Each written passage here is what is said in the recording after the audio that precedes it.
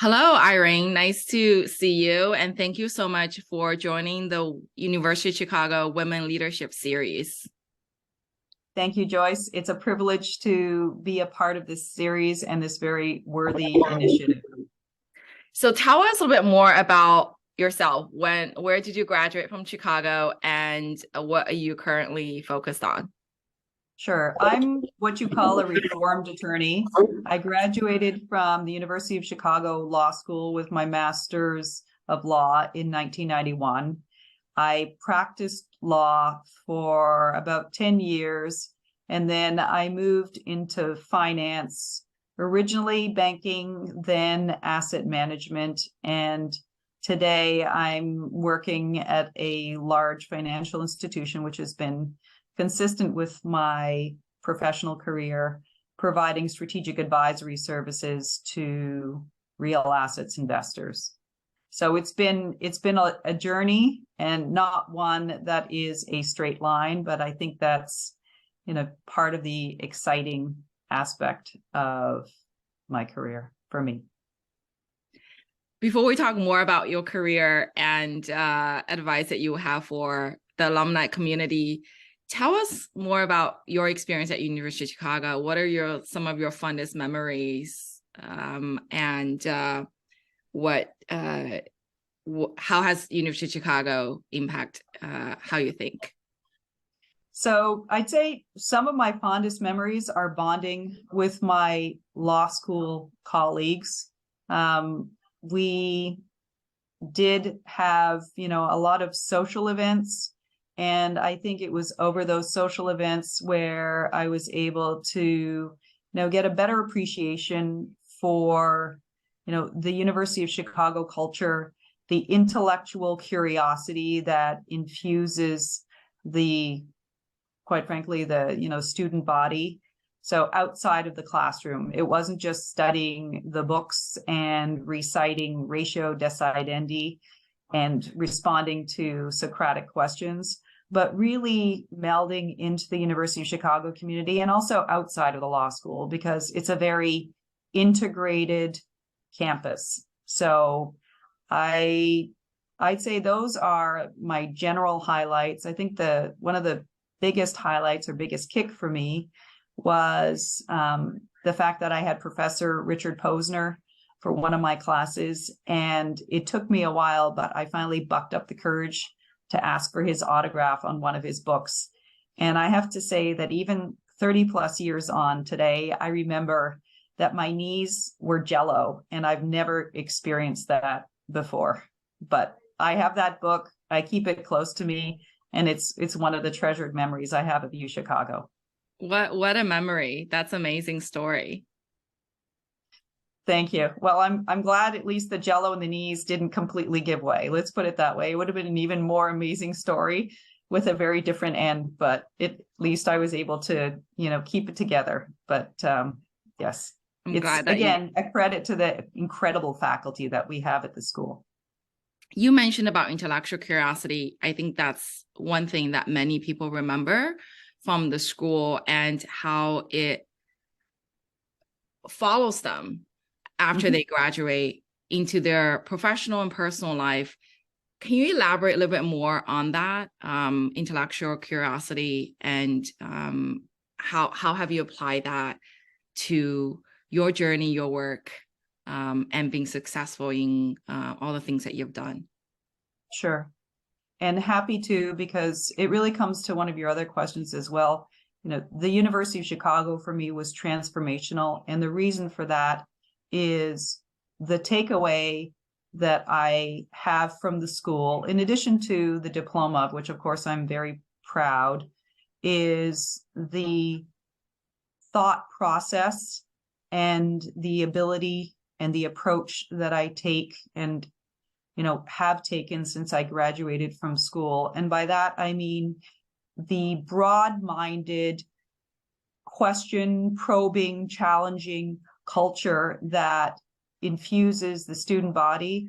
It's infectious. So being on that campus, it's a mindset that is not taught in a curriculum, but by virtue of being in the school, one cannot but help when they leave UChicago, and have that same mindset and approach to whatever one is doing, whether it's their career, whether it's a project, whether it's an activity. It's to pushing the boundaries. It's to thinking beyond the four corners.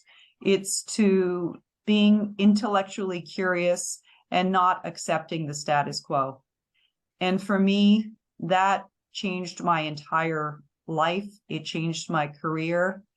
2 years, not even 2 years after graduating from University of Chicago, I packed everything up from Canada, left a white shoe law firm, moved to New York, didn't know anybody, started from the ground up at a New York law firm, and the rest is history, as they say. And I credit UChicago for having that.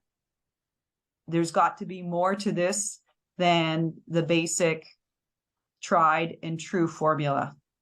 Understand what else there is, opportunities, what do those mean, redefine boundaries, be curious, don't just stand by the wayside, participate and lead. And that is UChicago for me. Irene, you put that so eloquently about the values that University of Chicago has helped instill in you, and you've had continued to have an incredible career. You've worked in large financial institutions, private equity, and many other organizations at the highest level. Managing director, CEO, and board member. What advice would you give to alumni as they continue to think about their career? Especially many of the alumni here in New York are in law, in finance, in adjacent areas. What advice would you give them? I would tell them that, there really is no predefined path based on your degree. We're not defined by the formal curriculum we had at UChicago. What does define us is our skill set, our capabilities, our interest in pursuing new avenues. And that is, something that's embedded in us, from our school culture. And so the sky is the limit. Aim high, think broadly, don't restrict or think that your career is restricted.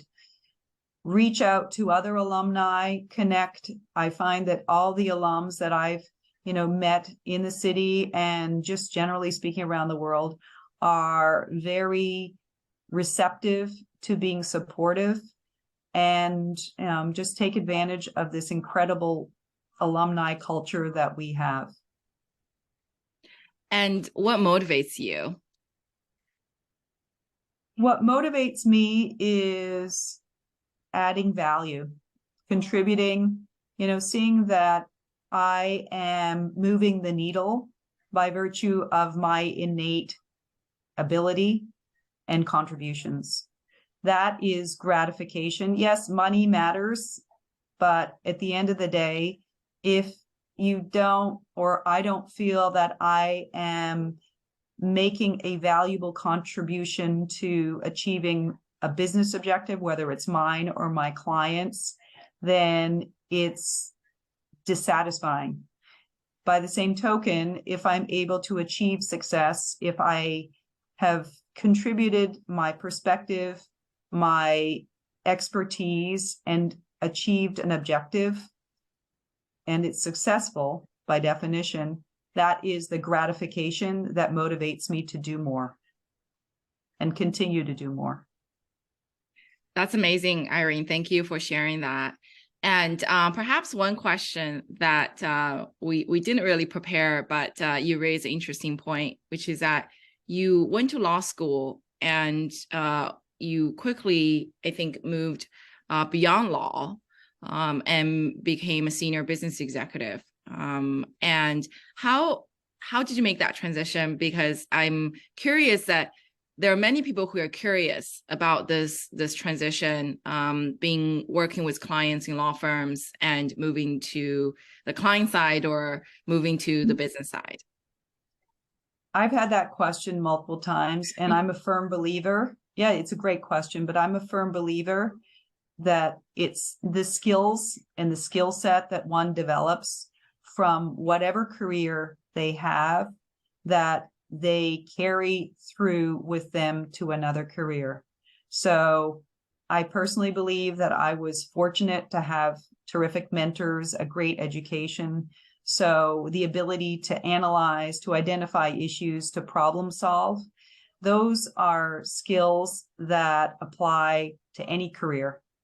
And so having that experience of doing and executing those types of projects, whether it's in law, one takes it into business, you can take it into finance, it is applicable and relevant. So that goes back to my point before. One doesn't need to limit themselves to the education they have on that paper. You can do anything you want to do if you apply yourself, because it's the skills that you're bringing to the table that you've developed from your experience that matter, not that paper. Thank you for that advice, Irene. And then last question, a little bit different. Are you a tea drinker or a coffee drinker?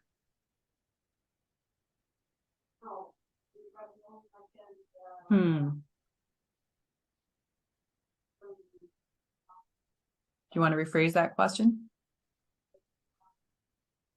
Or are you both? Do you like to drink tea? Do you drink more tea or more coffee on a daily basis?